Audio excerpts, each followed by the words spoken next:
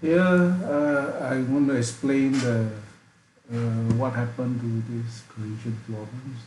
So let's look at the simulations. You can see after the two move to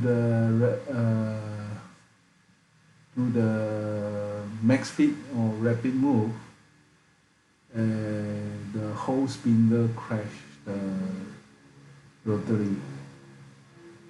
Okay, so what caused this?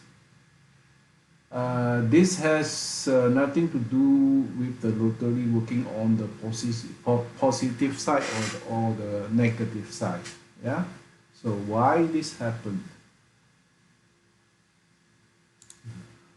Let's look at the procedure. This is the procedure that causing the crashing. Within Simatron, you cannot see the crashing. Only in the simulator. So what I want to explain is if you go to Navigator and if you look at the TP nodes, the points, you can see that, okay, on the part, the points distance is quite small, yeah, point to point distance, yeah. But during the rapid move here to connect to the next point, between these 2 points at the middle, there's no point, okay? That means this point to this point, distance is very big. And this movement is not a linear movement. It actually is a rotary movement. And it will cause us problems because we will not know how the rotary will move, okay? Even you see lines here, right? Point to point is a line, but the true, the actual movement is the rotary movement. It moves like that at a curve. Let me make it small. So it moves like that. The rotary may move like that, okay?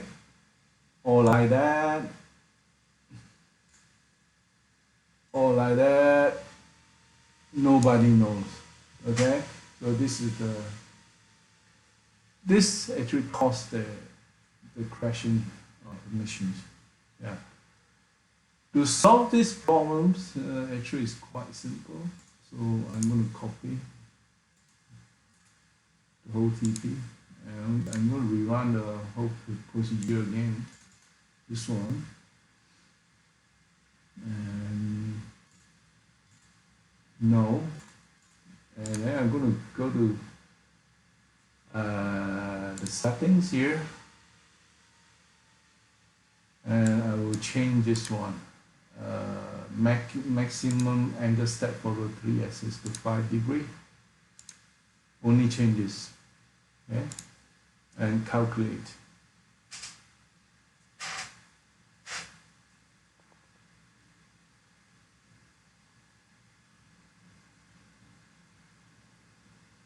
Right. So if I done this, let's go to Navigator again, display the points. You can now see after I put 5 degree per point, so each changer of 5 degree, there's 1 point.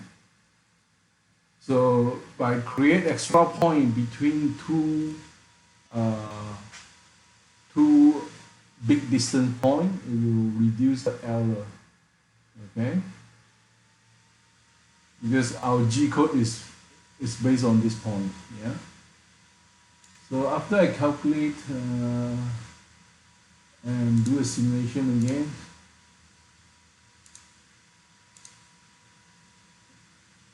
the error will be solved.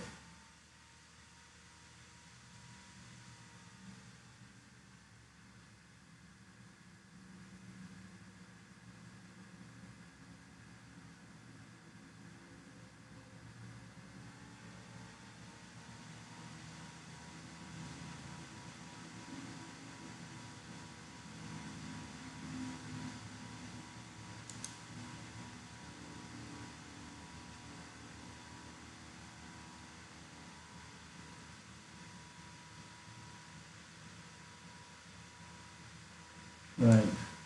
So I'll disable the GrowTech. Just change 1.7. The last setting will be disable the GrowTech. I just want to check for collisions.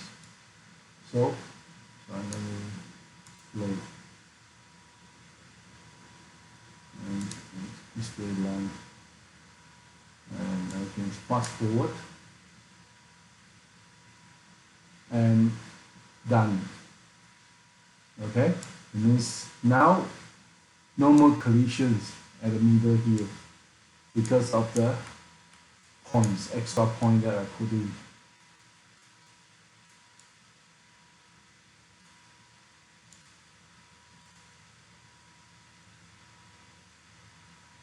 Right? To further modify this, actually when I look at this two part, I don't like what I see. This two is one cutting in one directions, and this program we are doing some slotting, so the tool can actually go bi-direction. So how to change this one? It's quite easy. So I'm going to change again. So I will change first. I'm going to change the link. Yes. For the link, I don't like this. Always try to approach from the clearance and retract to clearance. And the track, yeah, so I will use the Z planes for this one. 10 mm, just put 10 mm to avoid y-axis limit. Yeah, this is 2 or 3 is okay. Yeah, and that's it.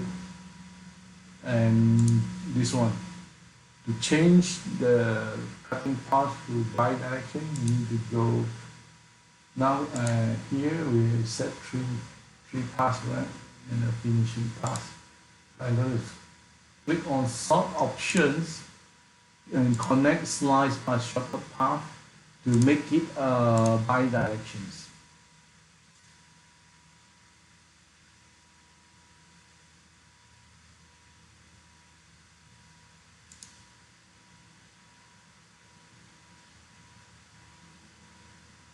And this is much more better. See? Much more better.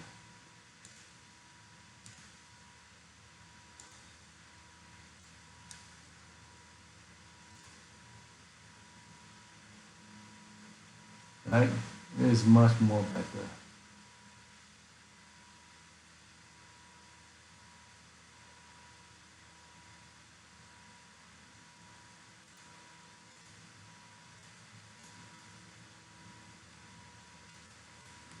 And for the second procedure is also same. So this is one directions.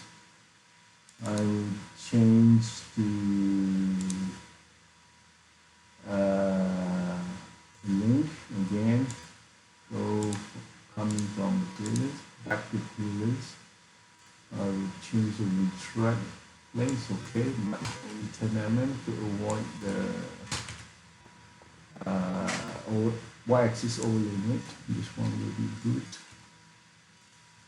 And then under the routing side, let's do a sorting, connect slice by shortest distance, and calculate.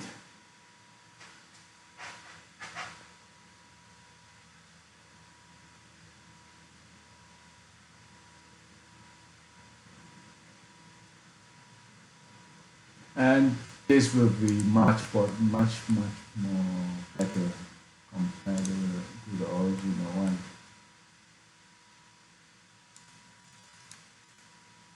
Right?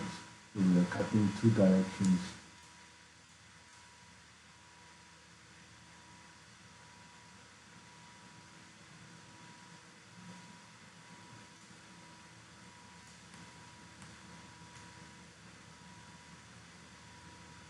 go faster.